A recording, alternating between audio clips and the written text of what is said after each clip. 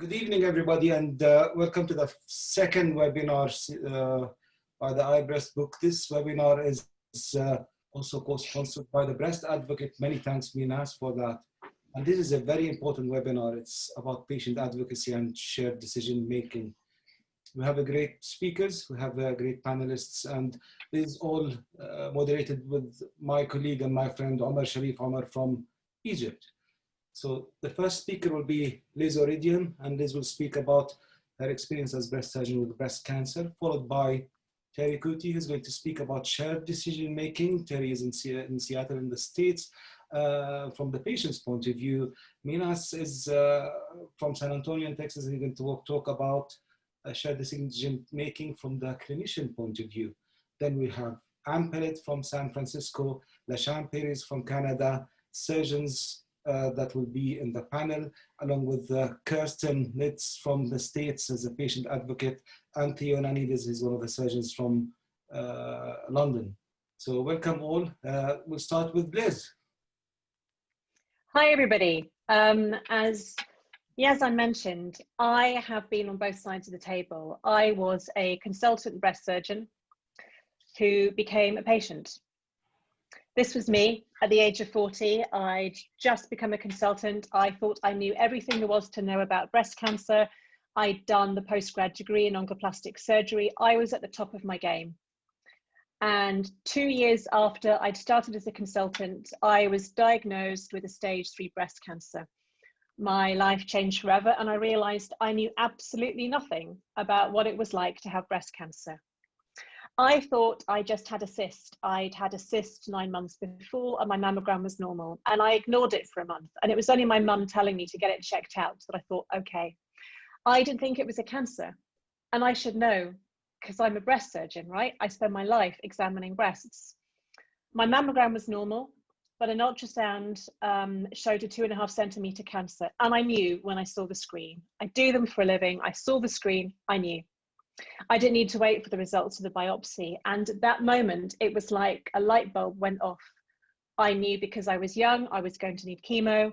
Because it was big, I knew I'd probably need a mastectomy. I had a rough idea what my 10-year survival would be. What do I do with all that knowledge? What do I tell my husband, my parents? It was really, really hard. There was no drip feeding. There was no gentle learning curve where patients are given information bit by bit. I knew everything.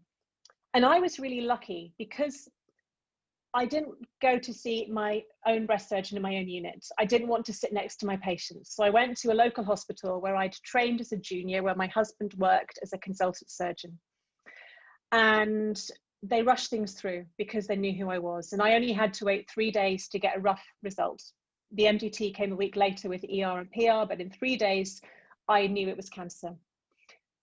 And I wonder how long any of you listening would want to wait to find out if you had cancer.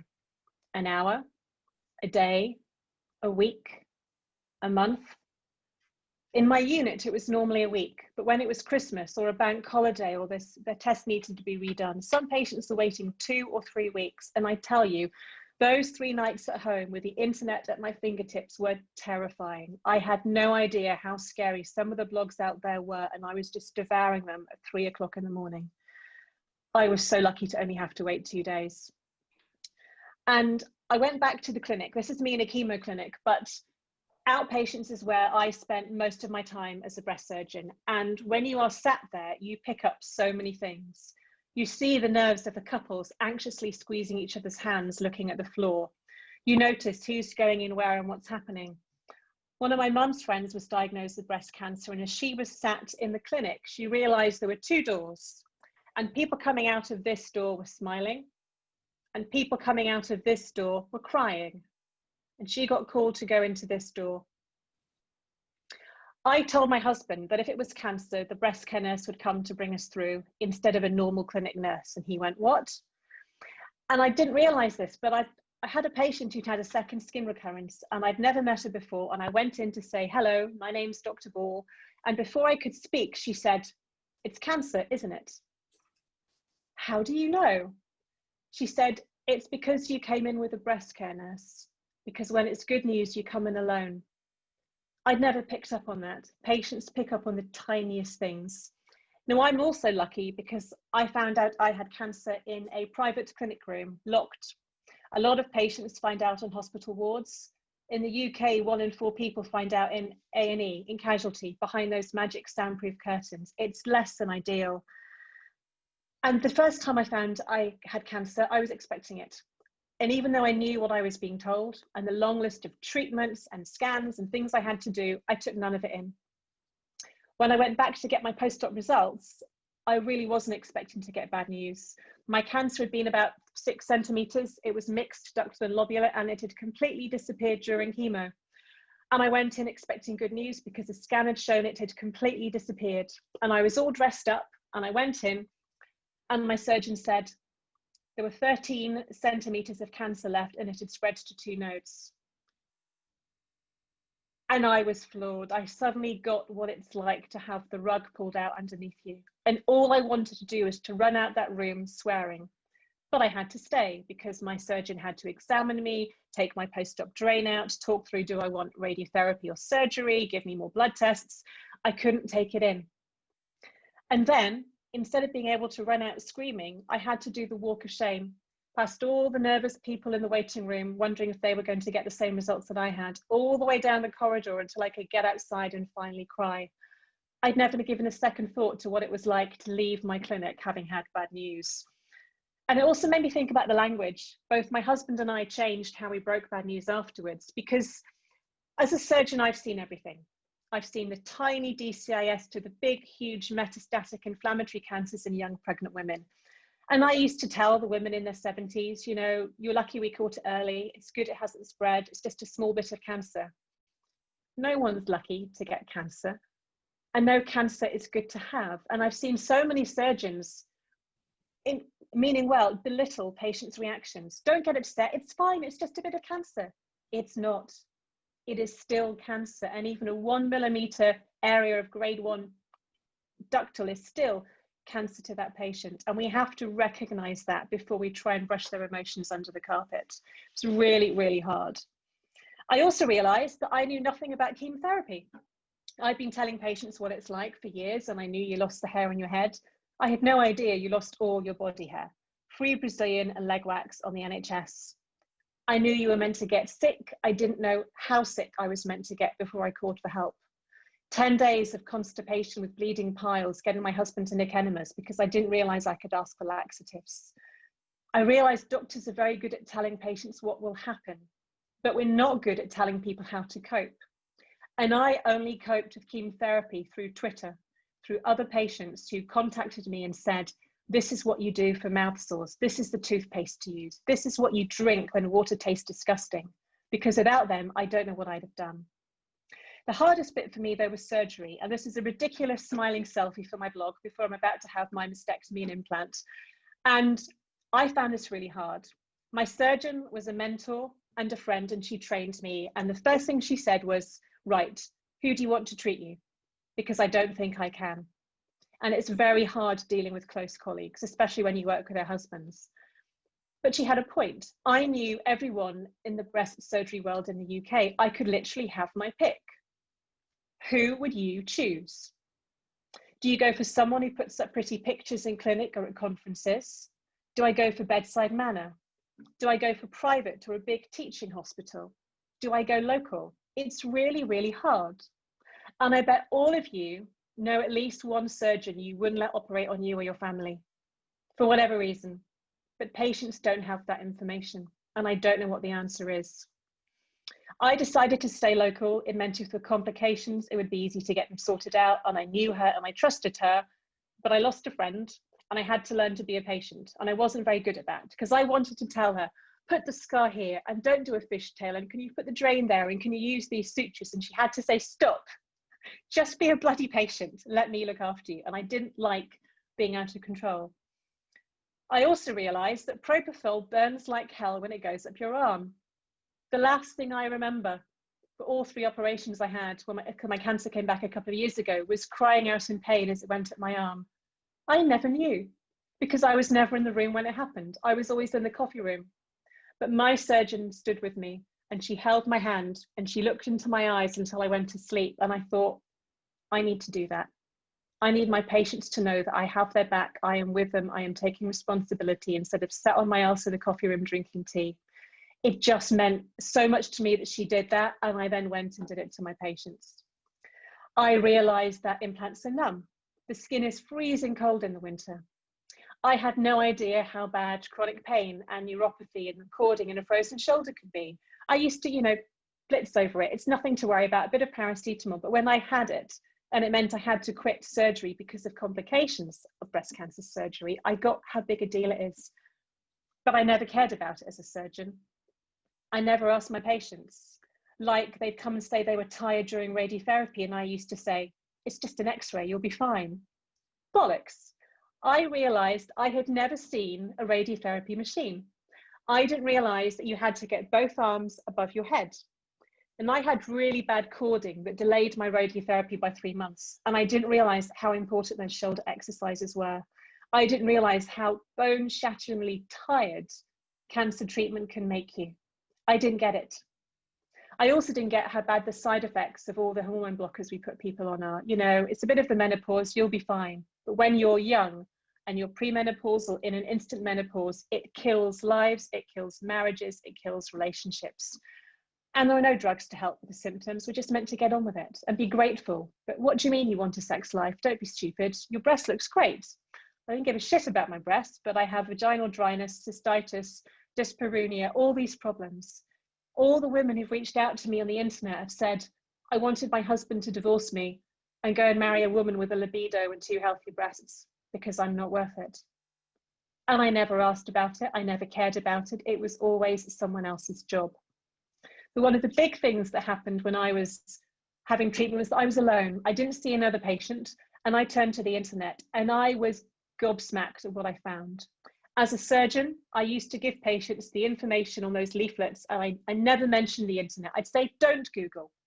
I'll tell you what you need to know. Again, rubbish. The first thing I did was go on my phone. And I bet it's the first thing any of you would do if you or a loved one was diagnosed with cancer. You'd go to Google. And I'd never been on the breast cancer charity websites to see what information they were telling my patients. I'd never been on forums to see what questions patients were asking. I'd never seen the blogs called Poison/Burn. But it was the questions on forums that terrified me. People asking, is it safe to have sex during chemo because I'm scared I'll make my husband ill?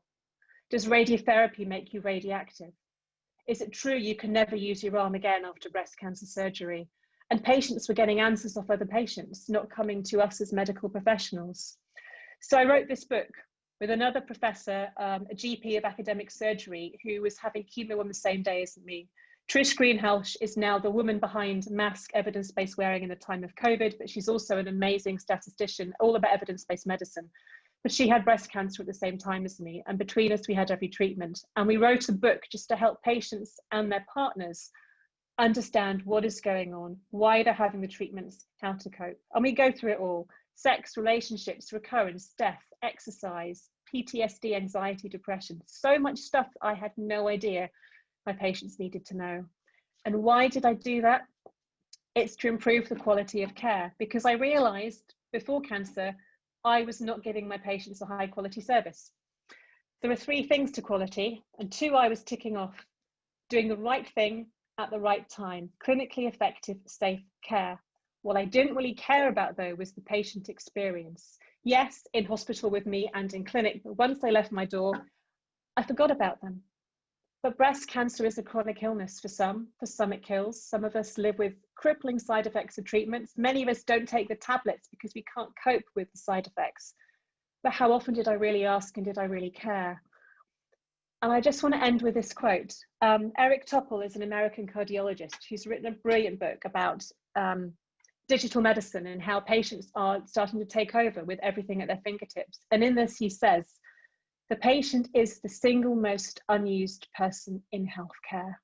We need to ask them what they really think about the treatment they're having. Ask them how we can do better.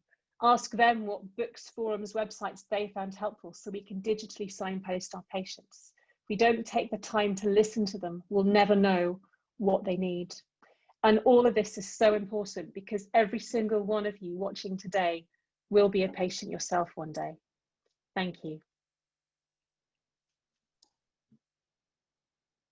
Thank you, Liz, for a lovely talk. Can I ask people, there's lots of participants, there's more than 200 already online now.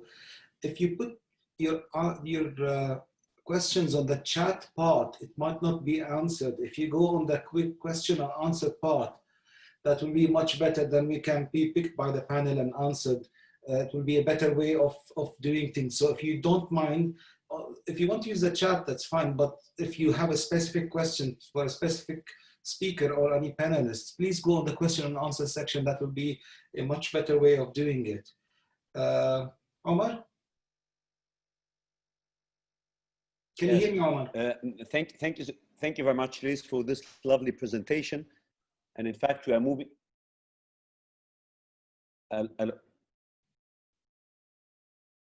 Can you hear me, Omar? You're hearing me, Azan? Yeah, I can hear you okay. Azan, سامعني? Yes, I can. Yeah. Okay, we go ahead? Yes. Okay, thank you. Thank you very much, Liz, for this lovely presentation. And now we move on with Mrs. Terry Cote, a fantastic person that was elected as an American Society of Plastic Surgeons Patient of Courage in 2018.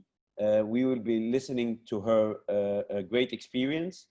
And she has established in 2016 the DAPC Foundation.org, which is a nonprofit organization that provides education, support, resources, and a community for women and men seeking information about breast reconstruction after mastectomy. Terry, you have the coming 20 minutes. Go ahead, please. Thank you very much. Thank you for having me this morning. I'll give you a little bit about my background and why I have become a patient advocate before I begin my screen share.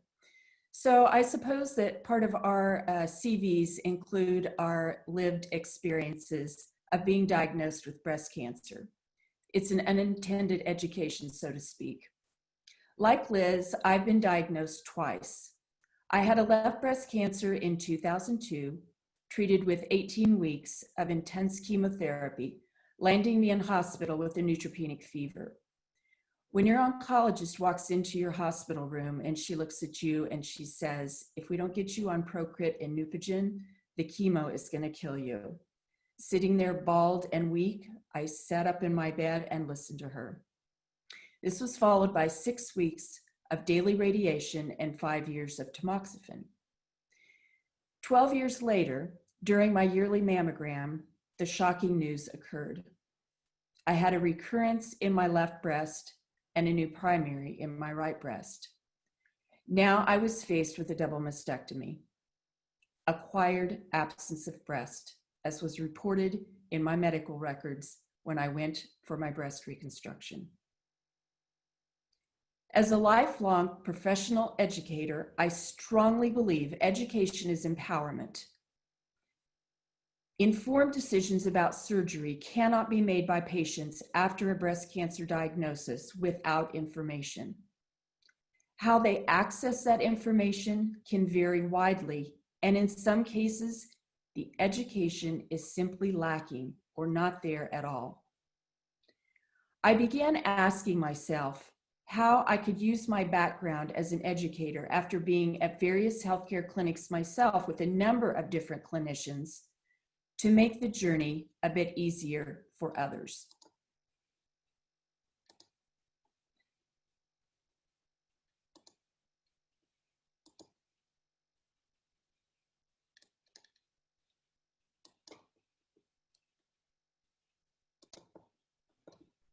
Okay. So what I did is I began by writing my story via a blog. It's called Deep Sea Journey, of course, for the procedure that I had, which is deep flap breast reconstruction. See the first initial of my last name. So what did I begin writing these stories? I wanted to share authentic patient stories, relatable experiences, provide resources for other patients. I had a real willingness to connect with other patients too, but most importantly, I wanted to provide evidence-based resources. But what I soon realized, this was no longer a me story, but an us story. The us included patients, surgeons, other healthcare team, other healthcare teams serving breast cancer patients and caregivers. They were all part of the process. We were learning from each other, which is the very essence of patient advocacy, with the end goal to improve patient outcomes, and I believe outcomes and best practices for healthcare clinicians. The blog gained strength over time and evolved into an NPO, a nonprofit organization, so that I had the support to reach a broader global audience. So you can find me mostly under Deep Sea Foundation, as you can see, but on Twitter, I have the name @6state. Well, why is that? When I was back beginning my advanced degree in the middle of I was diagnosed in the middle of that, I started my Twitter account with 6state because I've had teaching certificates in 6 states here in the US. I embraced my background as an educator, and so I kept that handle @6state, and that's what that means. The rest of them can be found at Deep Sea Foundation, and on LinkedIn, you can find me under Terry Kuti. So there are a number of online patient groups providing support, but I wanted to set myself apart and focus on providing evidence-based information, exchanging ideas between patients and clinicians in a supportive and positive manner. In a recent presentation I did with Dr. Crisopolo, it was very rewarding for me to hear him say, these groups have become undefined important cogs in the wheel of education. How do I know this is working, and what is the value added for patients and clinicians? These are actual quotes and examples of what is being said from those in the Facebook forum I set up for a global community. One woman from Canada said, I will be going through this process like so many other warriors.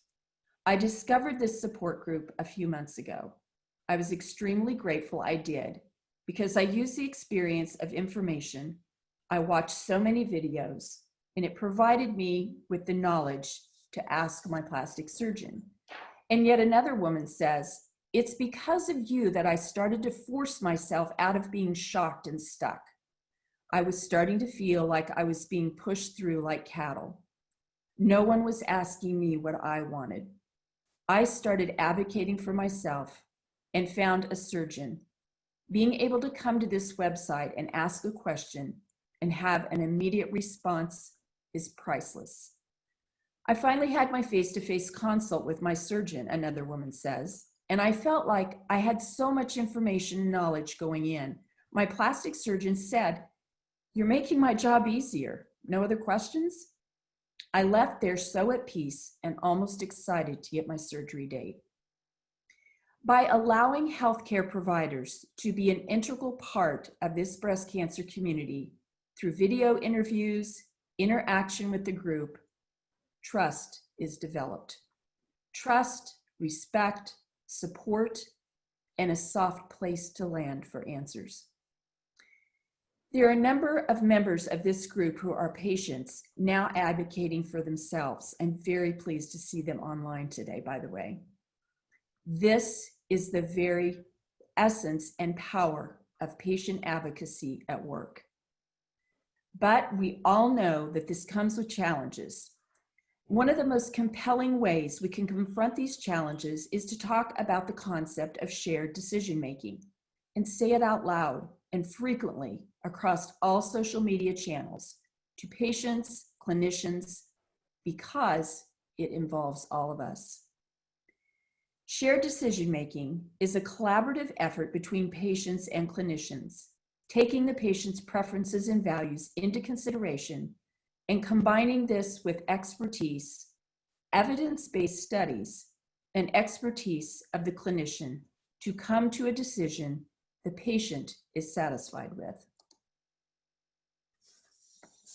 In an open access peer-reviewed article from BMC, which is part of the Springer Nature, it discusses the implementation of shared decision-making over the broader healthcare system. What I found important to our conversation today from the article was that there's a real need to develop further studies to implement changes in shared decision-making. And there's a very real potential that shared decision-making can lead to safer, more cost-effective healthcare. Shared decision-making can lead to better patient-reported outcomes in healthcare as well. If you look at the quote from the article, it states, "Nevertheless, the results of over 100 trials of patient decision aids have been consistent. After exposure to the tools, patients' knowledge increases, patients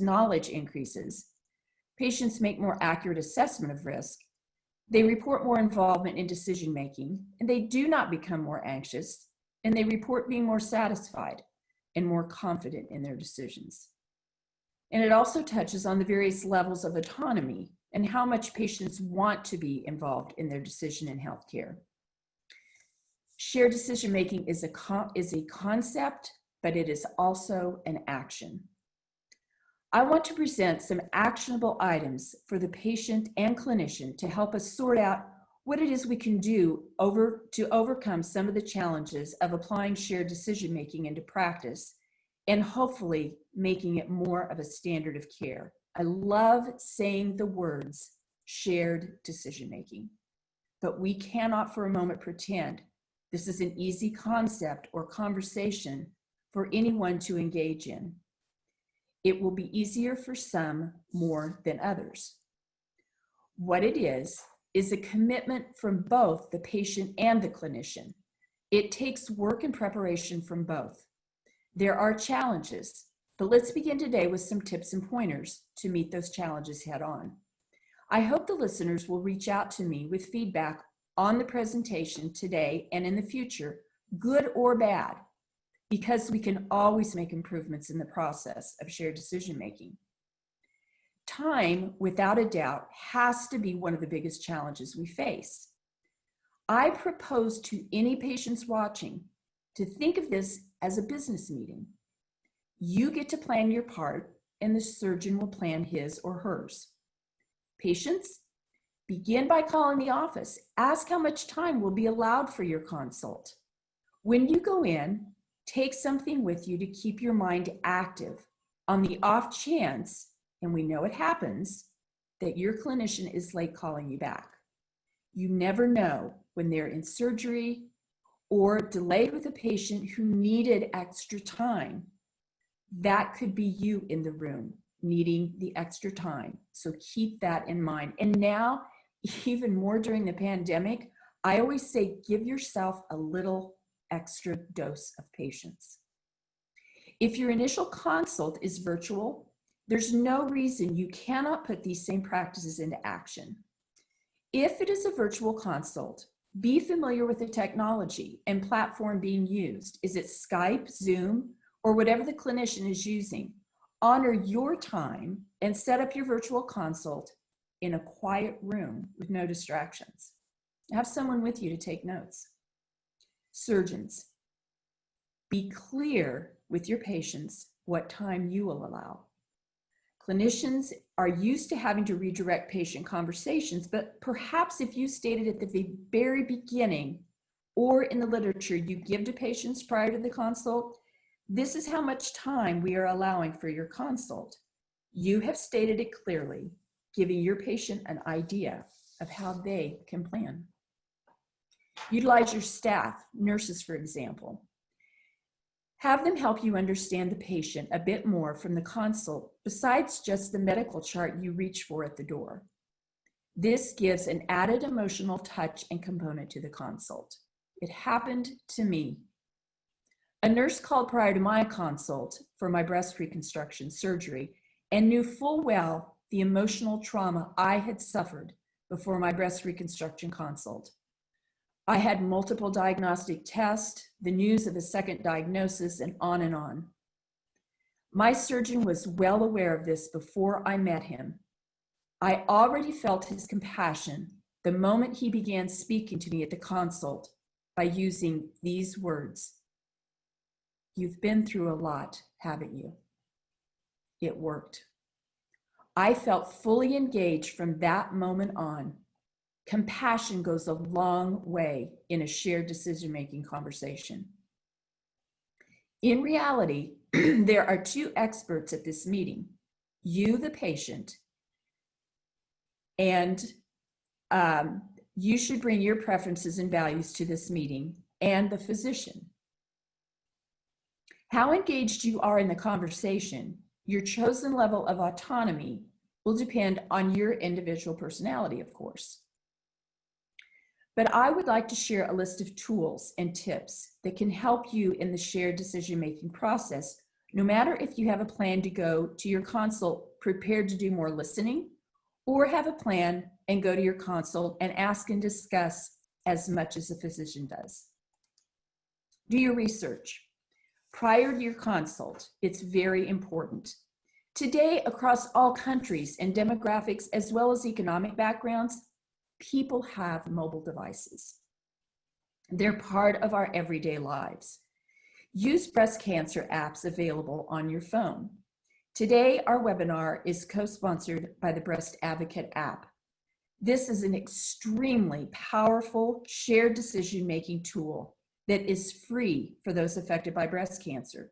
I'm certain Dr. Crisopolo will explain further the power and value of this app, but I recommend it frequently in my own breast cancer community. There are many apps out there, so this could be your planning tool to take to your consult. Find an online support group that feels comfortable, supportive, and most importantly, relies on evidence-based science to find answers. We deal with enough drama and emotion with breast cancer diagnosis. Many patients are over-absorbed with drama and are just seeking facts, science, evidence. Ask your clinician's office if they have online materials, a website, or information for you to look at prior to your visit. Ask questions. No silly questions. There are none. This is your body, your health, your life. Whatever treatment or surgery you are there to discuss and what all the options are important, all those questions. Repeat things back to the clinician or write down terms. Medication, when you don't understand it. Is your diagnosis overwhelming? Take a trusted family member or friend to go with you to listen and take notes. But please don't take Uncle Henry, who wants to sit and talk to the doc about last week's barbecue. Your advocate is there for a second ear, not to be a casual conversationalist. So be selective when you choose your advocate to take with you. Once your consult has concluded, ask your physician the best way to reach out. If there are further questions from today's consult, get phone numbers and emails for further communication. Because after you go home, think about what took place at your consult, look at your notes. You will have more questions. Begin writing those down too. What value does shared decision-making have for clinicians? Patients have more buy-in and ownership when they are part of their decision in breast cancer care. So how do we continue to harness the value of patient advocacy, while at the same time promote shared decision-making and make it more standard of care? What does the future of patient advocacy look like? I believe breast cancer healthcare professionals can reach out to other patients who have completed treatment and surgery to lend a hand to others who are beginning their treatment. Identify these women and men as they go through care to ask if they would be interested in volunteering to serve others, to help them navigate their journey through treatment and surgery. These small groups can become unsolicited, honest stories for your own patients. They can share how they navigated the system. In the time of COVID, as they say, make lemons out of lemonade. When support groups are no longer meeting in person, encourage online meetups. I just connected 2 women yesterday via a private message. This actually happened. One was recovering from surgery and still in the town she had traveled to for her surgery. And there was another woman who reached out to me about a logistics question. Can my husband stay in hospital with me? I needed up-to-date information during the COVID crisis. This is when my personal story may have been different in these times. So what did I do? I connected these two ladies, and they immediately began a conversation. Connect the lines and the dots between your patients. We get each other. We become an invaluable web of information and care. Does this sound like something that can save you time? I hope so. I was handed two bad cards in life. I never wanted to have breast cancer ever, much less twice. Becoming a patient advocate turned despair into opportunity for me. I want to continue to paint a brighter future for those other patients, making even more lives better for those who come after me. You chose your profession of breast surgery for many of the same reasons. Indeed, passion led us here. Thank you. Many thanks for a great talk, Terry. Just a couple of housekeeping things before we go to Minas. There is 1.5 hours of CPD accredited by the Royal College of Surgeons of Edinburgh for this. So people that have logged in and won the certificate, please, there will be a poll after the webinar. It's great if you can all fill that poll, but the ones that want a certificate, just reply to the email that you'll get in a couple of days' time. I'll send you a separate form to fill, and then I can issue that. If you don't need a certificate, please don't ask for one, because I don't want to be issuing 200, 300. We have nearly 240 people online already. And it's worth mentioning, I'm just looking at the participants' names. There's some great colleagues that are online. I cannot name all of them, but there's PG Roy from Oxford. There's Prof. Odisio, who was the head of ESSO and head of BASO, and Neely was the head of every single surgical society in Europe in the past few years. There's Prof. Hayes, who was the dean of the medical school. There's Khalid Maata, who's one of the senior plastic surgeons in Jordan. And Dancy is online, Jared Lip is online. So there's many great names that are online, and many thanks for logging in. Now, last but not least, Minas. Minas is a great plastic surgeon. He's, I think, one of the highest volume pre-flap surgeons. You can see great results. Very big on social media. I remember in the Barcelona breast meeting a couple of years ago, was giving talks there, and very big also on shared decision making and patient advocacy. And that's why you have the Breast Advocate app, which is a great thing. Many thanks for that, Minas. So Minas is going to talk about patient advocacy from the clinician's point of view. All yours, Minas. Thanks for the very kind intro, Yazan. I also appreciate the opportunity to be here and talk to you about shared decision making. It's really changed my practice over the years. My disclosures, very important disclosure here. I'm the founder of Tolman Health. I'm going to be talking to you about the Breast Advocate app, which was created by Tolman Health. A little bit about my background, so you know really where I'm coming from. I'm a plastic surgeon. I specialize in breast reconstruction. My practice is PRMA plastic surgery in San Antonio, Texas.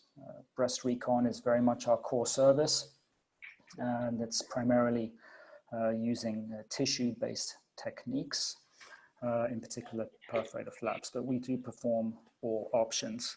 I treat about 200-300 women a year, and after a few years of seeing the same kind of patient in my practice and hearing the same thing, which was, I wish I had been told this before, or had I known this earlier, I would have done something differently.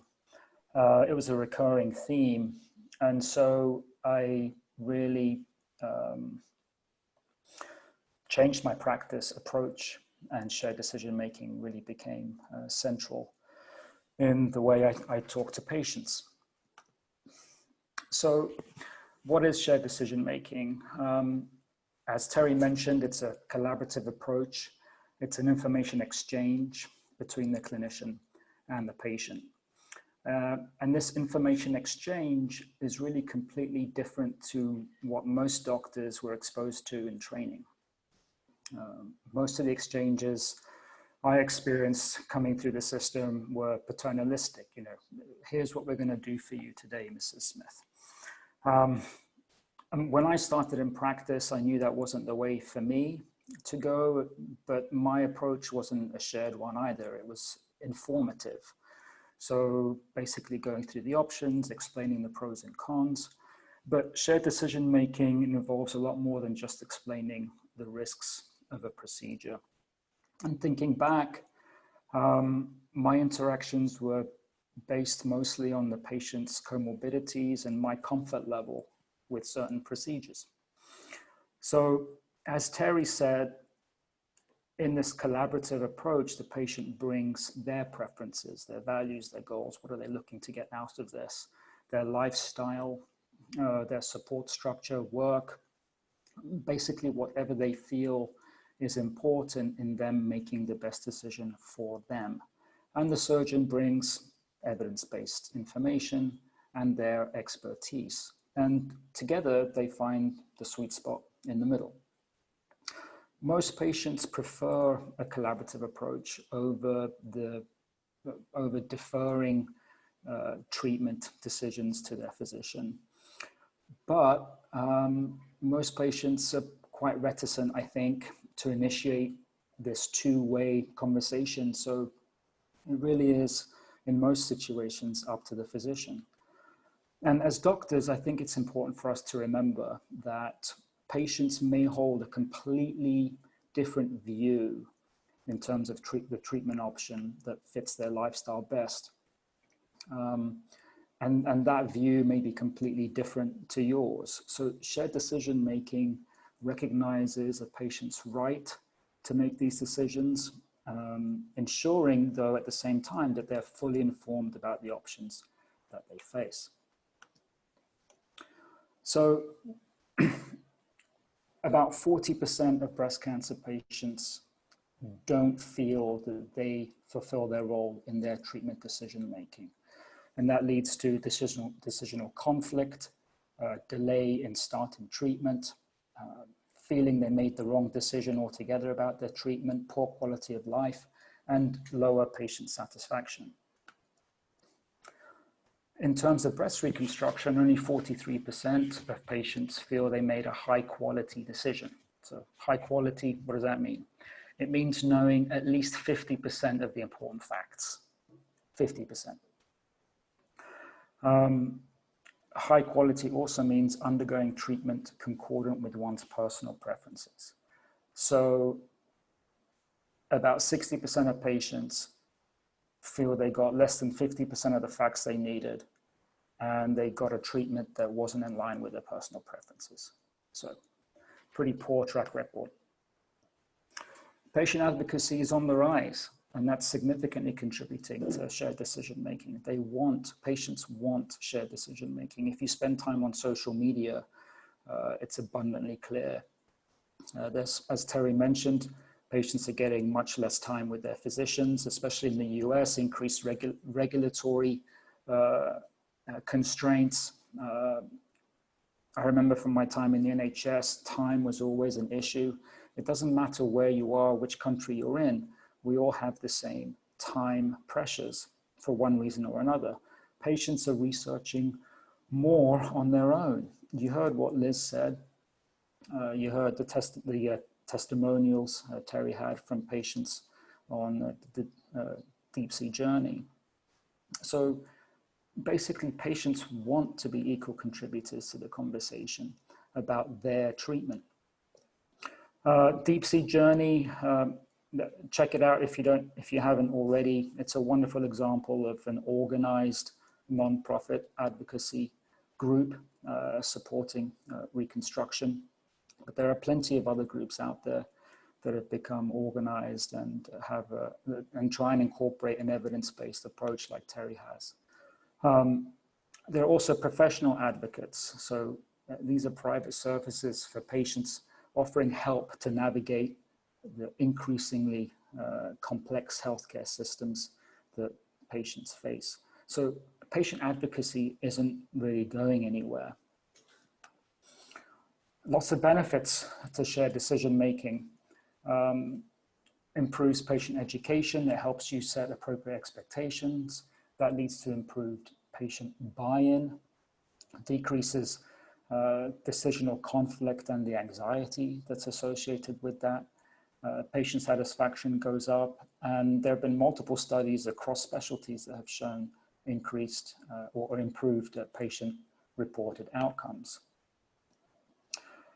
And if you involve the patient in decision-making, as I mentioned, patient satisfaction goes up. And here's a study that looked at post-mastectomy breast recon, the patient satisfaction and quality of life. But it's not just related to breast reconstruction or breast cancer surgery. It's as I mentioned, across specialties. If you, this is a study that looked at primary care practices across Germany, and in practices that included shared decision-making in the way they delivered care, that significantly increased the chances of high patient satisfaction. The other thing that came out of this study that really needs to be highlighted is explaining things in a way that's very easy to understand is absolutely crucial. And Liz's book does an absolutely phenomenal job of doing that. Thoroughly recommend it. As physicians, what are the other benefits to your practice? Well, I personally don't think a second opinion is a bad thing, but patients are more likely to seek a second opinion because they're unsure. Involving them, giving them the buy-in, increases confidence in their decision-making. It reduces medical malpractice risk. I find it very rewarding. I'm sure all my colleagues that practice shared decision-making feel the same way. And ultimately increases referrals because happy patients leads to more patients. So how does one incorporate shared decision-making in their practice? Well, this share approach provides a good outline that can be tailored to suit a particular patient encounter, whether it's for a breast cancer diagnosis, initial breast cancer diagnosis, or breast reconstruction, or really any specialty and any clinical situation. Initially, you start off by gauging the level of interaction that your patient wants and what they're comfortable with. We use decision aids at PRMA. Obviously, we use the Breast Advocate app. We use it before the consultation. So I'll start off with something like, well, what did you think about the app? Or what information spoke to you in the app? Or something like that. If someone hasn't downloaded the app or hasn't used any of the other decision aids that we have, like videos, for example, I just tell them it's helpful for me and for us, for you to share what's important to you so we can make the best treatment together. So it's an invitation, basically, to share. It's important for us, I think, to remember that cancer can make people, or does make people, very vulnerable. Some of our patients are going to be feeling very insecure. And in some cases, an appeal to them for autonomy can be a burden. So we can't assume they want that, and we can't impose it upon them either. Because ultimately, if we do that, it can lead to an underestimation, I think, of patients' vulnerabilities and an overestimation of their abilities to make good decisions. So the main goal, I think, of shared decision-making isn't to have patients always make autonomous choices, but to be able to provide high-quality patient-centered care on their terms.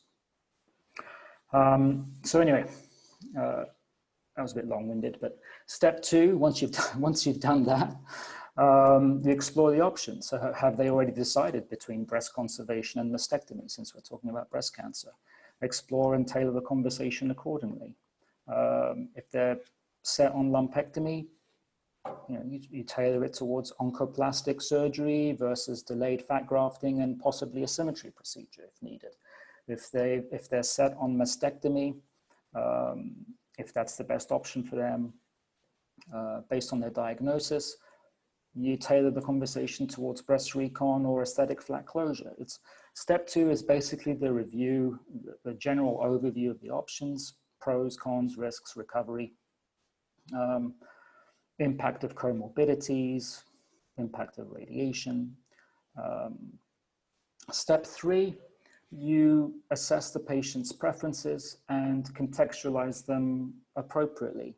So what are their priorities? What's the relative importance of breast aesthetics for them? Is their femininity defined by their breasts? Are they looking for something to just look good in clothes, or is it really important to look really good, or as they look now when they're naked? How do they feel about implants? How do they feel about scars on the rest of their body? Numbness, talk about sensation. How important is sensation to them? It's amazing to me how many patients come for a consult about breast reconstruction and they have no clue that they're going to be numb. Mostly, the vast majority of patients are left numb after a mastectomy. That's a big reason for women for whom sensation is really important. That's a big reason to go more towards oncoplastic surgery if they're a candidate, right? So everything has to be tailored. There's a big spectrum here of what's going to be important to the patient. Our job is to help that come out so that we can tailor our advice to them. Step 4, you pull everything together. So that's when you come to a decision together, you bring everything and find the sweet spot.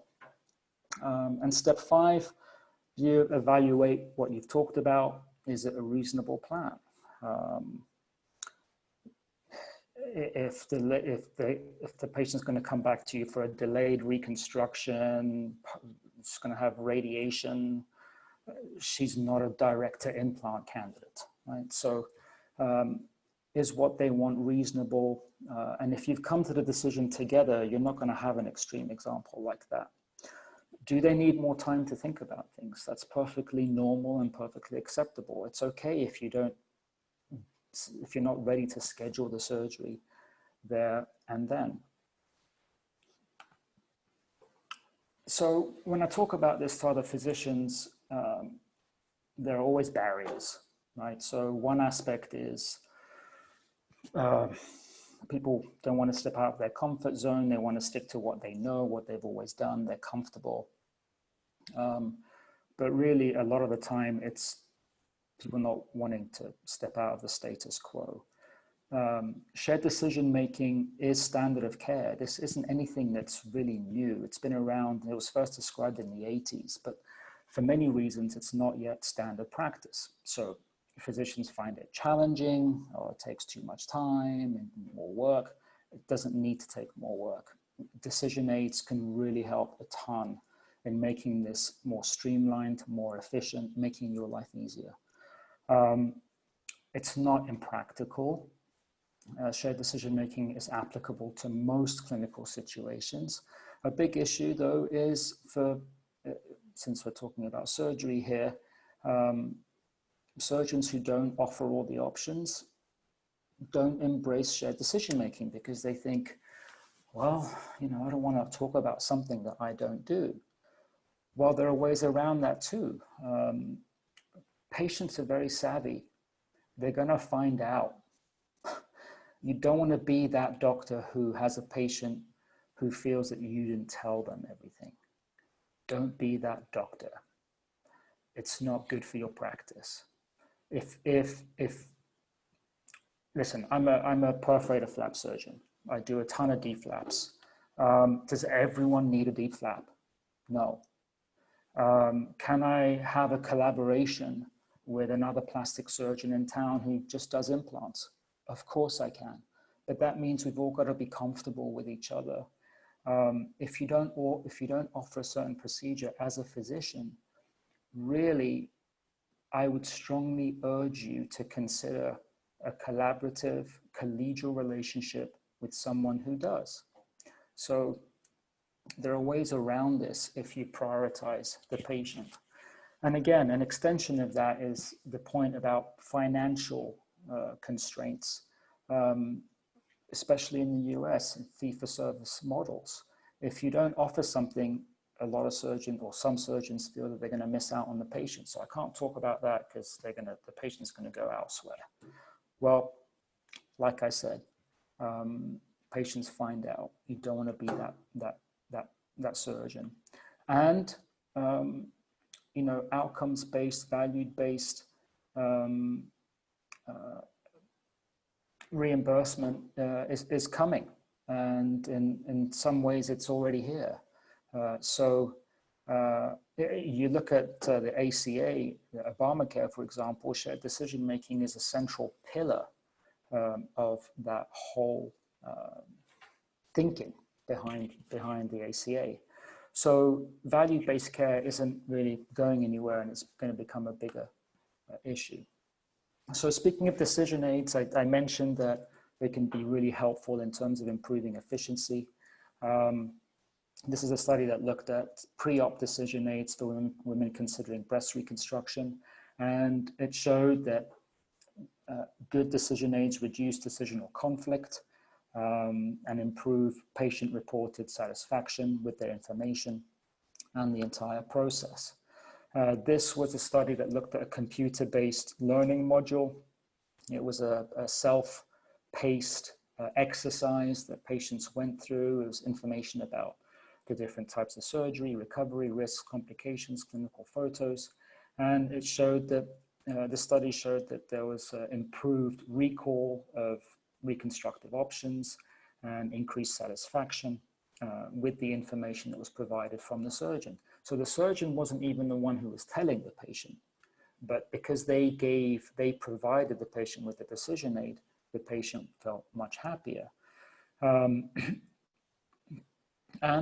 Again, this study reiterated the fact that the patient felt a lot more involved with the decision-making process despite the lack of one-on-one time. So how do we do things at PRMA? We have lots of decision aids actually that we use. We send out a pre-consultation email that has a link to download the Breast Advocate app. We have links to our YouTube channel with specific videos that we would like patients to see. We also replay an introductory video in a private area off our waiting room. Patients get print material as well, a patient booklet. This used to be given at the initial visit, and now with COVID, we've kind of gone more to an email format ahead of time. And the other thing about decision aids is that if you do it really the right way, patients maintain access to this information. They have it to review at their own pace, in the comfort of their own home. They can review it multiple times. They get a great idea of what options are available before they come, if they want. And then they can review things and recap things later. So a little bit more about Breast Advocate. So this is an app that I made with other breast cancer specialists and patient advocates. There are a lot of people involved. I'm very grateful for a lot of people's time and effort and support. This covers breast cancer surgery and breast reconstruction. It's got all the options. It's based on the patient's situation. That's how the information is presented. It's got resources. There's a shared decision-making tool called a Wizard that we've tried very hard to simplify for patients. Thank you, Liz, for your feedback on that. It provides unlimited access to patients, as I said, any information whenever they want it. In terms of the physician, it's really saved on consultation time. You have to be prepared to provide the time the patient needs. I'm not saying that decision aids allow you to have 5-minute consults. That's not being a good physician. But especially when time is constrained, having a good decision aid like Breast Advocate means that you're not reinventing the wheel. So you're not starting at the beginning of the conversation for everyone. And patients come in at various points of the decision-making process. It's very common for me to see a patient that comes in, we start talking, and they're like, yeah, here's what I'm thinking. I don't want implants. Here's why. I'm really interested in this. And then, if they're off base, you can correct them, or if they've got specifics, then you can really hone in and customize the conversation. And that's where the real value is. So the app is free. Please check it out, download it at breastadvocateapp.com. And through Tolman, if you like the idea of Breast Advocate, if you're a physician or if you're at a breast center, if you like the idea of Breast Advocate, but you want to put your own content in it, we can do that too, as we're offering a white label option through tolmanhealth.com. So please check that out. So if what we're saying appeals to you as a physician, the best place I think for me would be for you to sit down and analyze your style. How would you like to do things? What's your workflow? If you're going to incorporate this, you're going to want to do it in a way that minimizes change to what you're doing already. So see how it fits into your existing style and workflow. And that's going to minimize the impact in terms of changing things. You're going to need to get buy-in from everyone. There's no point you following shared decision-making if your nurse doesn't, or if your partners don't. And that also extends to marketing. If you have a marketing team, make sure your messaging is consistent and everyone is on board. Incorporate any decision aids that you feel work for you before, during, and after the consultation. Ongoing access to them, I think, is really important because patients are often going to want to recap after they meet with you. And then, I can guarantee you've already got happy patients in your practice, patients that already feel maybe they had the buy-in, and it's really important to talk to those patients and recruit them. See if they're available to talk to other patients following in their footsteps.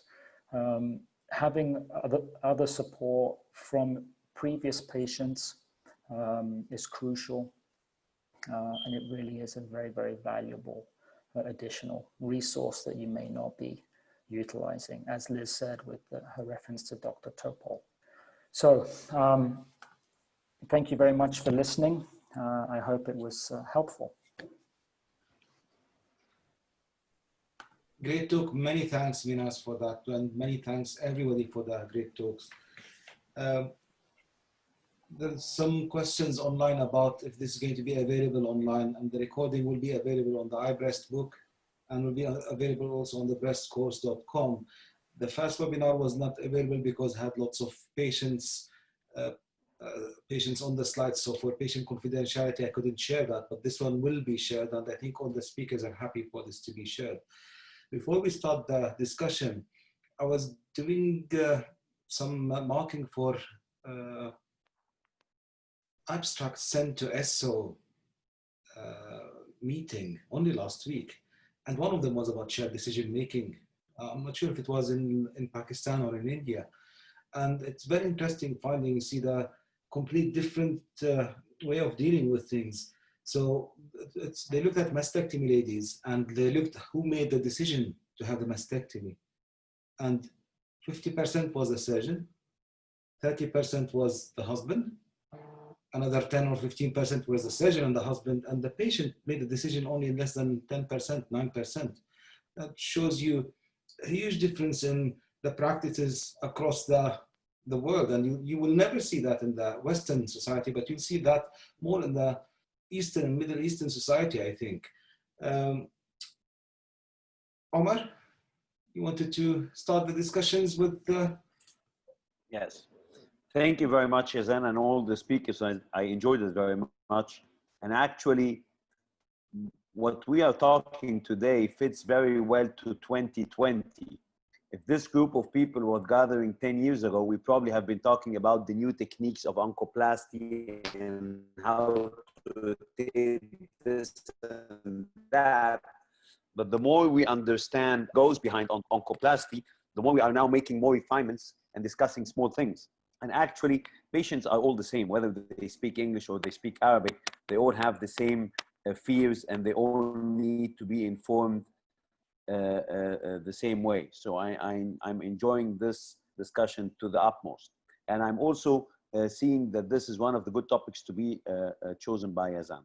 So I will start the discussion, and I ask Dr. Ann Pellet, who is a double-trained breast and plastic surgeon, and who's also having a great experience behind her back, being herself a survivor for breast cancer, and who's proud to mention her experience. And I will ask you, Anne, please go ahead and start the discussion. Thank you.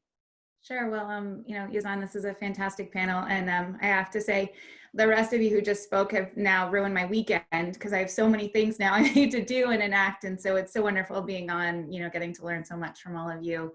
You know, I was so struck by Liz's talk because my personal story, I was diagnosed about 3 years ago at 37, and it was a similar, you know, had a lump, was sure it was going to be benign.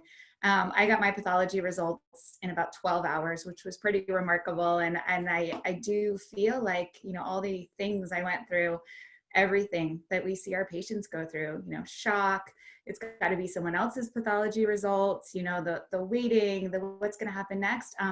But what I was so struck by myself, and as Omar mentioned, I'm dual trained as a breast and plastic surgeon.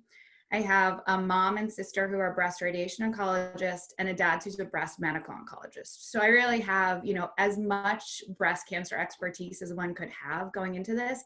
And I still had such a difficult time making a surgical decision. And I think to think with that much experience, to still struggle with it makes me think every day, and has really changed how I've thought about, you know, how our patients go through this. So I realized, Terry, and honestly, I never told you, I went on the Breast Advocate app when I was trying to figure out what to do. And it was, you know, incredibly helpful to think about what are the things that go into this decision-making process. Because I realized that I don't think we tell our patients what are all the actual potential things that could happen and even help them make that decision. So, you know, for me, I learned so much about, you know, Manas mentioned sensation, which has really, for me, been really life-changing to have gone through this myself and realize how people don't talk about numbness and how women don't know that, and what a big deal that is for so many people. But I think for all of us, trying to really inform our patients of what are all the things that could happen so that they can even begin to have shared decision, in my mind, is a big thing. So I know for us in our practice, we've instituted a buddy system where we try to match our patients with someone who has similar characteristics, whether it's prophylactic, oncologic, young kids, active, whatever the situation may be. I think trying to match people in that way has really helped a ton. And then, of course, Terry's site and really trying to direct people to their community has helped. So again, I think being on the other side of it, like Liz said, you have no idea until you're there, but I feel really grateful that we continue to develop new ways to help people make better decisions than going into it the way I was before. Thank you, Anne. So why don't we just see Kirsten? Yes. Any thoughts, Kirsten, about today? Yeah, what's interesting to me is in this, now that we're all doing telehealth, and how how you can have a conversation with a breast cancer surgeon via telehealth. I think it's got to be a really interesting situation. I've just been to, I had a telehealth appointment with my oncologist, and that was all. And there didn't need to be any seeing, showing, whatever. But I just am curious as to how easy it is to do that. And I'm sure Manas may have some ideas on how if I had to go through my reconstruction again and I couldn't physically, I could go into the office maybe once or twice, but I don't know how often you're seeing somebody and whether some of this telehealth is how you're addressing these situations. I'll take that one. Yeah, please. Yeah, certainly interesting times. I don't mind telehealth. Really, for me, the biggest barrier to telehealth has been that some patients have a hard time wrapping their heads around such an important conversation being done remotely, you know, and that's something you have to respect. As a physician, I don't have a problem in most situations coming up with a treatment plan and doing everything that we discussed remotely. Sometimes, you know, obviously even then it's not ideal. During COVID, there were times when the first time that I saw a patient physically was the morning of surgery. So that's obviously not cool. You can do it, and you've got to really develop a very good relationship remotely to enable that and allow for it. You know, most of the time we ended up seeing a patient in person, but the beauty of doing all this remotely meant that it was a very, very rapid visit. It was pretty quick. Honestly, it was just to confirm that on exam, there were no surprises.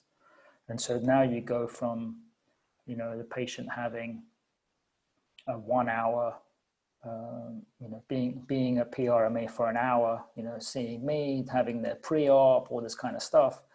And now it's in and out to decrease their risk in terms of exposure. But it's all very doable, I think. It hasn't been an issue. My issue with that is that we're doing lots of online results and consultations now, and our biopsies take a week or two sometimes to come back with the rest of the investigations. And in a week or two, you cannot remember exactly the size of the breast, shape of the breast. Can you do a simple lumpectomy? Can you do a mammoplasty? I always get the patient, I draw on the patient, tell them exactly what I do. This is option 1, this is option 2, this is option 3. And you lose that touch. And when you're losing that touch, I think it does affect the amount of information you're giving, and it does affect the shared decision making. I really don't like that the phone consultations and the telemedicine, and many of the times I do bring the patients back just to examine them and discuss things again. I did not have that option for about 3 or 4 months time, and like you said, Minas, sometimes you've seen them after the diagnosis only on the day of surgery, which I am very uncomfortable with, though our operations, like a simple wide local excision or round block resection or a simpler mammoplasty, is not as complex as yours, but still you feel that you lost that touch. And I'm very uncomfortable with it. I don't know, Rashan and Theo, what's your experience from that point of view, especially with what happened with the COVID? So here in Canada, we've been following up our patients post-op. If they've been very simple lumpectomies, small screen detected cancers, virtually, I think it lends itself to that. But I agree. I think virtual follow-up is difficult if patients have had a more complex operation and they do unfortunately have to come back. They may have drains in, they may have an incision that needs a very close eye kept on it. But if I can just take the opportunity just to say something from my perspective in our practice here in Canada, I think firstly, I think we've had 3 excellent presentations, and it really has, as a breast surgeon, given me a lot of important insight, hearing 2 people that have been through the process and one who has obvious insight into the system and into the pathology. I think shared decision making, it comes into so many different facets of our practice, not just in the important decision of which reconstruction a patient's going to have, but also whether they're choosing between breast conservation surgery and a mastectomy, but also in so many different things when it comes to margins, when it comes to nose, patients have opinions and wishes, and that they have to be taken into account when we're talking about something that can have long-lasting effects. So when trainees come through my service, I say to them, look, it's great to know all these techniques, and I think our surgical portfolio these days is so much wider. We can offer patients so many different surgeries compared to our predecessors. But that, I think, is only half the job. I think that you cannot come into a specialty like this and talk to the patients with the difficulties and the emotions and anxieties that they have unless you can truly be compassionate to what they're going through and think about what you're leaving them with in the long term. And I think gone are the days where we as surgeons can unilaterally say, okay, this is what you're having because this is what I can offer you. And I think that, as I think Minas said, if I can't offer a patient an operation, I think you have to have built up a good professional relationship with somebody else. In my practice, it's our local plastic surgeon, but I would happily refer my patient to somebody else if I don't feel as though I can offer them something that I'm confident to offer them. And I think that is probably one of the most important things in shared decision making, just knowing your limitations. And yeah, 9 times out of 10, I can have a full conversation with a patient and we land on an operation that we can go through together. But having the opportunity to say, well, listen, perhaps I can do part of this operation, but we'll have somebody else around who will complete it. I think that's very, very important. But Theo, do you want to? Thanks, Lathan. Thank you everybody for the amazing talks. I certainly learned a lot, and incorporate quite a lot of the details in my practice. No, I agree that telemedicine and phoning was challenging, but we reviewed in person whoever we felt had to be reviewed. So although, because the service was also limited, we weren't operating on as many reconstructive patients, which was obviously very sad, but we started probably before many other centers in the UK. And I think Minas really, he gave us a nice talk and pushed us to actually start the DF flap service. I think we were the first ones in the UK. One positive was, as you said, it's important to lead by example, and education is very important. And fellows and trainees see the way you act, see the way the new, and also looking at the new GMC guidelines, how shared decision making is extremely important.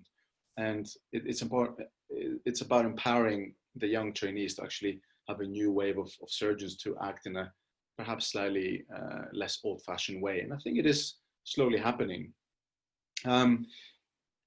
I've put on the chat the link to the new GMC guidance on shared decision making, which it's coming into effect on the 9th of November. It's basically 7 principles, but it's exactly what we spoke about today. There's nothing magical about it. It's just about treating the person you're with as a human and as essentially, I don't want to say friend, but maybe I will. Like, I treat my patients as I would treat a friend. It's important to understand what they want and where they're coming from. If I'm able to ask a question to maybe Terry and Liz, something that I sometimes struggle in clinic, and it doesn't happen very often, but about once every 2 weeks, I do get a patient who's very overwhelmed with information on, number one, the cancer management, but then on top of that, all the reconstructive options, which are sometimes very complex, even for plastic surgery trainees to decide on what flap, where to take it from, whether it's, unibilateral, stacked, etc. Patients sometimes, I don't want to say lose us, because I do my best for them to understand and give them time, but sometimes there isn't time. Sometimes they're frightened. Sometimes they want their breast off and they want to go ahead, and we lose a few patients that way. And I haven't found the answer to that. They already come overwhelmed. And sure, of course, sometimes they go for a delayed reconstruction, but actually I'm not entirely sure we give them the service I think they deserve. And I don't really have the answer to that. I don't know if Liz and Terry can shine some light into that, or how I can approach that a bit better. So I remember when I would see a woman with a large cancer, I would have to tell her she had cancer. and examine her and start going through the process of reconstruction and give her a 100-page leaflet to go away and read. Yeah. I'd send her off to see you. Now, I had the luxury of chemo. I had 5 months to decide what I wanted to do, and I couldn't make my mind up. And I realized that what patients want at the time of diagnosis may be completely different to what they want 1, 2, 3 years down the line. But I felt in the UK there was a real push several years ago to make sure every woman having a mastectomy was offered every single reconstruction available. And we were being criticized if our recon rate was only 20, 30%. Yeah. I don't care if nobody has a reconstruction as long as everyone knows the options. And I think as surgeons, we forget to push simple mastectomy, simple lumpectomy. If you go flat, you're back to your quality of life within 1 week. A friend of mine was pushed to have some fancy mini flap procedure, and then she realized, I can't lift my toddler for 6 months because I might ruin the flap. In hindsight, she wanted to go flat but felt she couldn't because the surgeon wanted to offer new tricks. And I think surgeons need to realize that not everybody wants what we can offer. And we may think it's awful not to reconstruct a breast or not to do a fancy oncoplastic procedure, but you're not the one living and recovering from that operation. And I think a shared decision making, you have to realize it's okay if you lose the patient because she may have felt forced to come and see you because her breast surgeon said we can reconstruct. No one said, you may hate going to radiotherapy for 5 weeks. If you go flat, you don't have it, and that's okay. And I think it's realizing you're not losing patients. It's a ridiculous amount of information to take on, as well as realizing, what does my breast mean to me? I felt guilty for being vain, wanting an implant, because I wanted to carry on wearing low-cut tops. And I'm a breast surgeon, like Anne. I do this day in, day out, and I found it very, very hard. They're still dealing with the fact they have cancer, let alone the scars and this and that. It is so hard to understand. And I think apps like the Breast Advocate app, patients can talk to women who've had it, look at videos, do that in their own time. So when they come to see you, they've got information on board. But we have to offer doing nothing, doing the bare minimum, saying that's okay too. Did you ever find joint clinics with the plastic surgeon where you see patients together overwhelming or useful? Because I sat in a couple as a trainee. It was incredibly useful, but I felt sorry for the patient. And I've had lots of patients actually. They hate going to see the plastic surgeons because what you do is strip them naked and prod them with people watching. Oh, there's a bit here and there's a bit there, and they felt like they were being manhandled compared to the nice, well, not nice, but the different style of a breast surgeon. I had to warn them. When you go there, you're stripped to your knickers and someone will feel your love handles and your rolls of fat to see if you've got enough to play with. It's a very different consultation. And I think patients are just lost. They want to please us. They want to do the right thing and make you as a surgeon happy rather than, I want to ride my horse. I want to get back to riding my bike. I've got to look after this. And it's fitting in what, so I go through all this in the book, what you can physically do to their body and what their medical problems will let you do and how that fits in with their life. Theodore and Liz, I mean, those are all great points. One thing that I will add to all of this, to your point, Theodore, when you said that, you know, sometimes you don't feel like anything you offer is going to be a good choice or a good option. I feel like words are so important in a consult. And sometimes I really encourage clinicians, any clinicians that are watching, I have to tell you, it's okay for you to show your human side because you are all individuals too. And I really feel like everybody I'm looking at on this screen has a huge heart for breast cancer patients. I see that. And it's okay for you to look at a patient. I remember when I used to sit in a classroom and I had a parent come into me with a special needs child or a child who had been injured and couldn't speak anymore. And they would come to me in tears. And honestly, there was no good answer I had for them other than sitting there and listening to them and trying to come up with a best solution. Sometimes one of the comments that I made to them that was so, I think, empowering not only to me, but to them, but I would look at them and I would say, how can I make this easier for you? Because then you're telling them, I really don't have any perfect answer for you, but it breaks down those barriers and it tells you, I'm here to work with you. I know this is difficult and I can't provide a perfect answer for you. I mean, for God's sakes, we're dealing with breast cancer here. None of us would have chosen Anne, Kirsten, Liz. None of us chose to have breast cancer. But how is it we move forward? And the only way we can do that, I truly feel, is through compassionate voices. And I brought up the fact, I'll say it again, I did not know Minas when I went into my consult. I probably know him a little bit too well now because he's, tells me what kind of cookies he eats. But the fact of the matter is this. My husband and I sat in my consult, whatever. My husband and I sat in that consult. And one of the first things he said to me, I was sitting on the exam table and my husband's sitting there observing all this. And he said, get off of there. Come sit in this chair in front of me. And my husband said, why don't you want her on the exam table? And he said, because it's a doctor's office. I have to have one. He pulled the chair up right in front of me, and I'm talking to all of you. These are tactics you can use with your patients. And he looked me in the eye and he said, you've been through a lot, haven't you? It's that level of compassion and breaking down those emotional barriers. You are a surgeon, but you're a human being. Let them know that. Use those words of compassion. And Theodore, I think really those go in a huge way with patients because I became fully engaged at that moment. Great, thank you both. There is a comment from Arun Kumar Goel. Arun is one of the surgeons from India who runs also the webinars in India. And it's a very valid point, Arun. He's saying that a comment about Liz when she said that surgeons tend to want to do more complex and more advanced procedures to the patients. But that's the bias of the surgeons. And I still remember two talks. I attend the Association of Breast Surgeons meeting every year for the past 10, 15 years. As two talks that have stuck in my head. One is Liz's talk a few years ago. The second was from Giuseppe Catanuto. And Giuseppe was talking on one of my first webinars 3 weeks ago.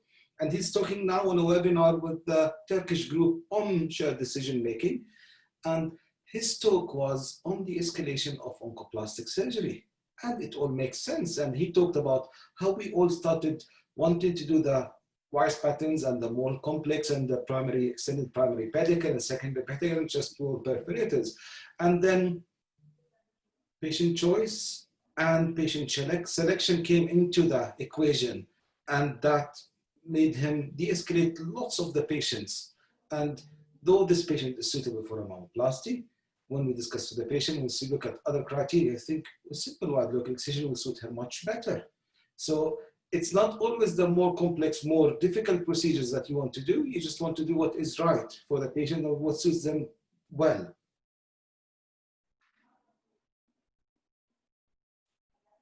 And any other comments from Minas? Can you hear me? I can hear you. So just to expand on what Theo said about, well, actually, lots of you have said about Liz, especially, surgeons operate, it's what we do. I remember a time, I just finished visiting with a lady and she was coming in for a final checkup. And she was really happy. This is a few years ago now, before I knew better. Anyway, she was really happy. And, I thought she could look better and I wasn't very happy with myself and what I'd achieved and, and she was really happy. And so then I launched into this, conversation with her. Well, it really wasn't a conversation. It was all me. telling her how she could look better. You know, well, we could do this and we could do that. And, you know, she's been through hell and back, right? It's been a bloody long journey. She just wants it to be over, and she's really happy. She's really happy. And here I am looking at her, being super critical of my work. So then I come out, and my nurse, Denise, she's amazing. She's an amazing woman. She says to me, "What are you doing?" I said, "What do you mean?" She says, she hadn't even seen any of that stuff you'd brought up. She'd never even realized. What, you should have just kept quiet. And I'm like, oh my gosh. And that was such a big learning experience for me. I wish I'd learned that earlier. We do too much, mate, sometimes. You know, we've just got to learn to, we've got to, like my dad used to tell me, just shut up and listen. I'd say it's the whole female psychology of, does my bum look big in this? Yes. You have to get inside your patient's brain, and Yes. we are complex creatures. You can have a woman. I've had a woman with the most perfect reconstruction, and she said, "You've ruined my life. My nipple is 1 millimeter lower than the other side, and I can never let my husband see me naked again." I've had that lady. And a woman with an My awful, practice. horrible mound, but she said, "I love it. I can throw my prosthesis away." You have to let the patients tell you what they think. That's And exactly. it's so hard to learn, isn't it? Yeah, but you know, thank God I learned it. I wish I would have learned it sooner, but it's made me a much better physician learning that. I couldn't agree with you more. I did my fellowship in Essex, Minas, with Venkat Ramakrishnan. And when you sit in front of the patient post-op with Venkat, he tells you, you never say anything. You ask the patient, what do you think? Yeah. And then the patient tells you. And if they're happy, it doesn't look great, that's fine. They are happy. Yeah. If Yeah. they're happy, they're not happy, it doesn't look great, you can improve it, then you can make suggestions.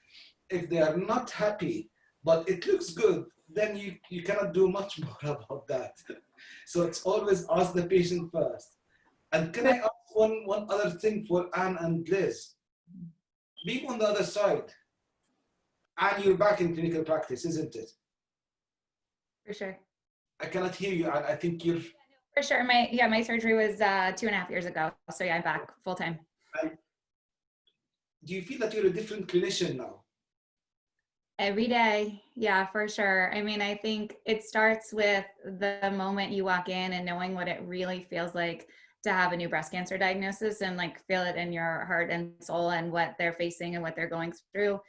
I call people back quicker with results, like Liz was saying. I call people with their MRI results on Friday nights and over the weekends, because you just know every hour, every day of wondering, is that hard? I ask people about their lives. You know, for me, when we all know breast cancer is so disruptive, you know, for me, I remember when I got my diagnosis, it was like, okay, I'm going to fly to Oregon in between this new course that I'm teaching, and I'm going to come back and my kids aren't going to know. And I mean, amazingly, despite having to get a seroma drained in an airport twice, like I managed to figure it all out. But the reality is, like, it's so disruptive. So for me now, what I do is, when it's part of shared decision-making, but I ask my patients, you know, what is their home life like? What are their jobs like? Do they exercise? What do they do? Because then you get a big picture, like what does their life look like? And so then we can think, like, do we offer less, like Liz was saying, or are they up for something bigger? And I think for me, I really now understand how much the rest of the lives matter more, and ask more about it. You know, I want to add something to a comment that you made, Minas, about your patient who, you know, the comment that Denise made after you walked out of the room. One thing that I have heard, and this is to share with all of the clinicians there out here, one thing I have heard from patients like me who have gone through any type of breast surgery, plastic surgery, or reconstruction, in particular reconstruction, you know, prior to having reconstruction, many of us never would have thought to ever go to a plastic surgeon. But then after you go to one, I see Kirsten shaking her head. We've had this discussion. You become a little hypersensitive about things. Like you said, Liz, oh, that nipple's off. You never would have noticed that before you had breast cancer. But now that you've had this body that has morphed into something new and you have to get used to it, there are times you stand in front of the mirror and like, that one is a little bit higher than the other one.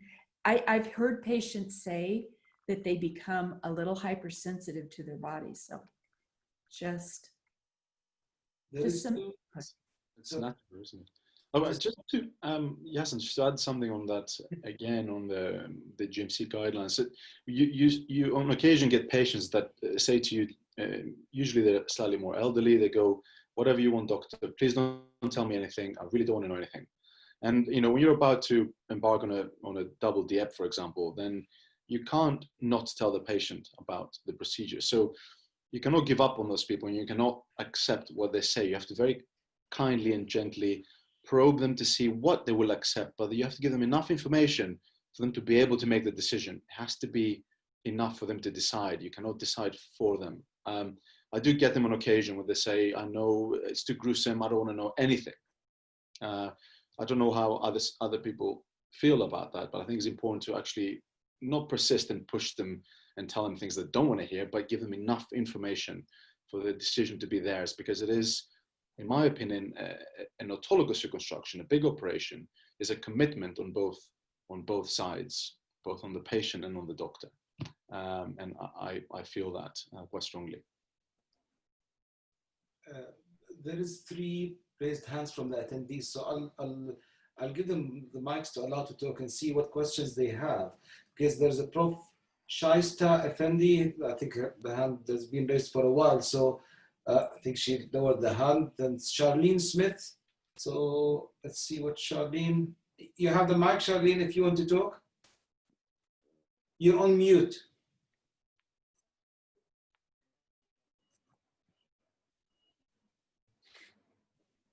Still on mute, Charlene, we can hear nothing.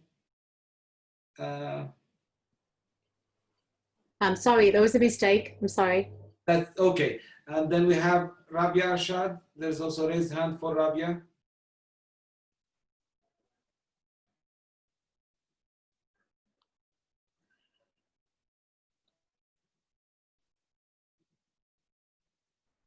Rabia, you're on mute. I don't know if you still want to mention something or not. Wait for a minute. If it doesn't work, then because there's Claire Turner and says Siobhan Freeney, that just added. Sorry, it was by mistake as well. Okay, that's fine. So Claire is also by mistake. Claire and Siobhan, I added both of you. Hi. So let's start with Claire. Did you want to mention anything, Claire, or was it the raised hand by mistake also? I didn't think I'd raised a hand. I mean, my question I put in the question Q&As to Minus was when he said, as surgeons, it'd be great to learn it sooner, to listen to patients, what the patient needs. And I wondered what, as patient advocates, we can do to help you as surgeons learn this sooner. Actually, Yazan, can I? Of course. Actually, Claire, you mentioned some very good questions in the Q&A, and this was one very good question.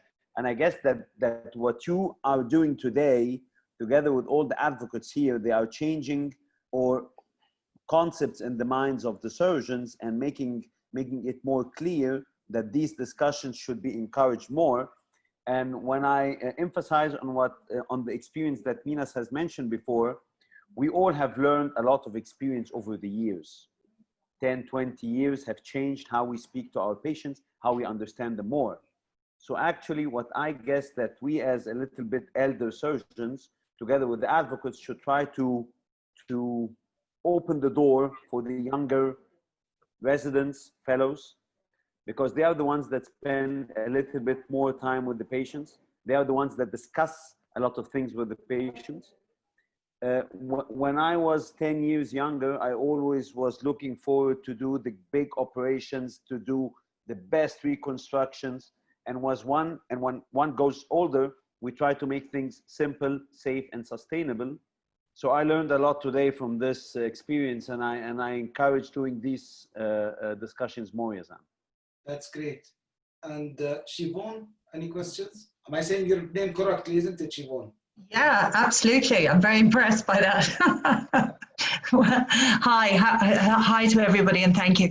I'm just wondering, I've just put it in the Q&A there, where a woman, through fear of contralateral, so where a woman's had one mastectomy and has been offered delayed reconstruction, but decides, for whatever reason, type of breast cancer or whatever, that there's a risk of contralateral and would choose contralateral over having one breast, which personally isn't a great look, or B, having a double reconstruction and prophylactic.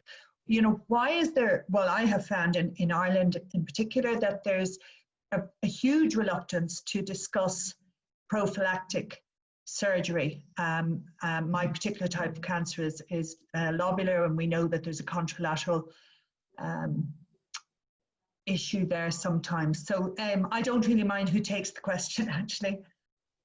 Thank you, Siobhan. Anybody wants to take this question?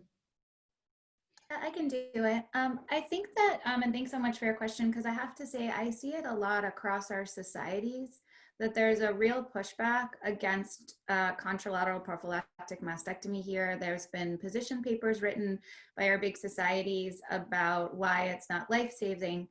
And in my mind, I think it's the very definition of the paternalistic approach that Manas talked about, which is where someone's deciding what the priority is, and they're using that priority as a reason to discourage women from choosing something. So I think in my mind, you know, when I have conversations with women about shared decision making, we ask about what are they afraid of? What are they hoping to get? All the things Manas brought up. And if I have someone in my practice who says, I never again want to go in an MRI machine, you know what, prophylactic mastectomy on the other side is probably a great choice for them if there's too much trauma around screening. So, or I had family members die of metastatic breast cancer. So I think you have to have that full conversation that there's not a survival benefit, but I have to say personally, I'm constantly fighting in tumor boards with what feels like a very paternalistic approach around contralateral mastectomy.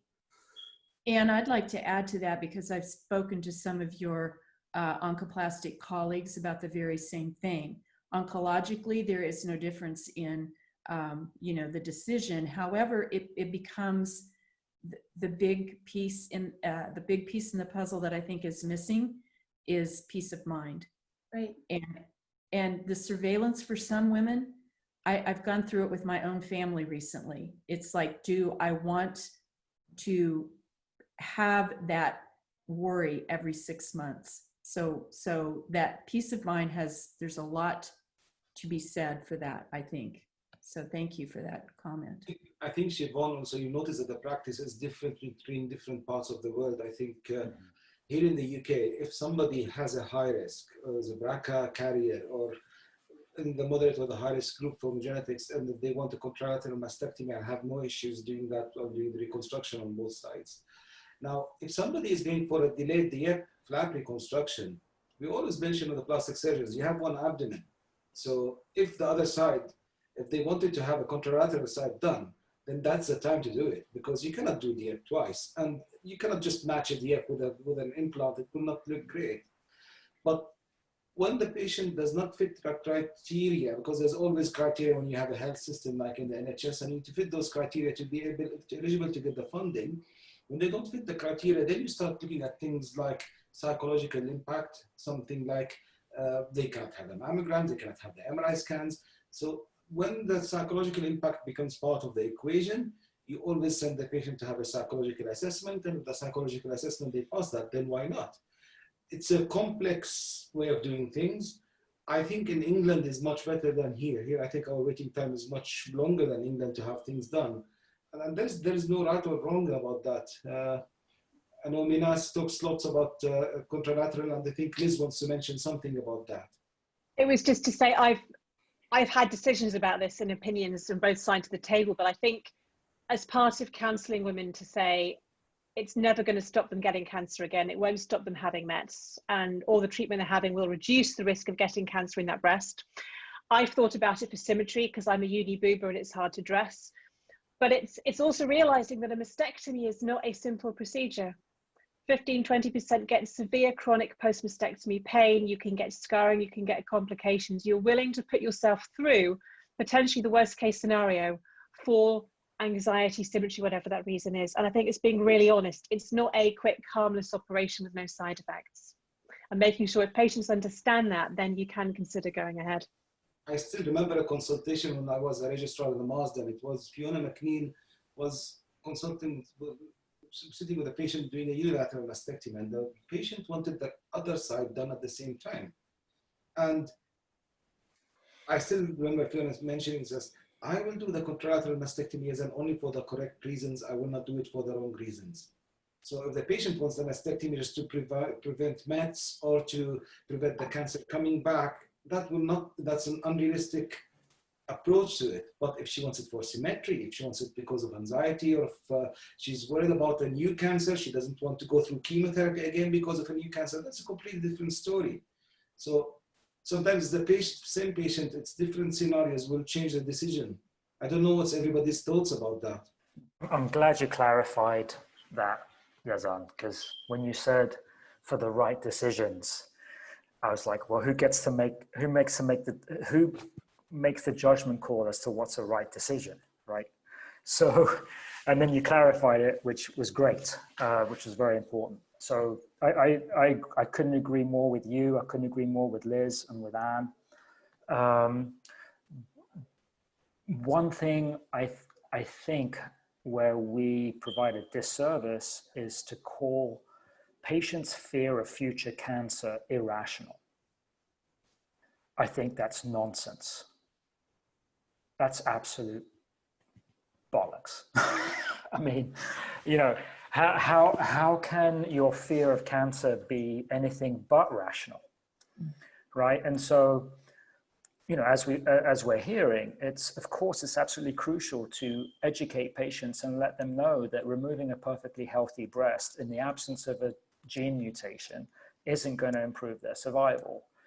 You've got to give them the information. But having said that, there are plenty of scenarios where a contralateral mastectomy in a non-gene mutation carrier is perfectly reasonable, right? So I think it's, again, it all boils down to what everyone is saying. You've got to look at the situation, listen to the patient, put everything together.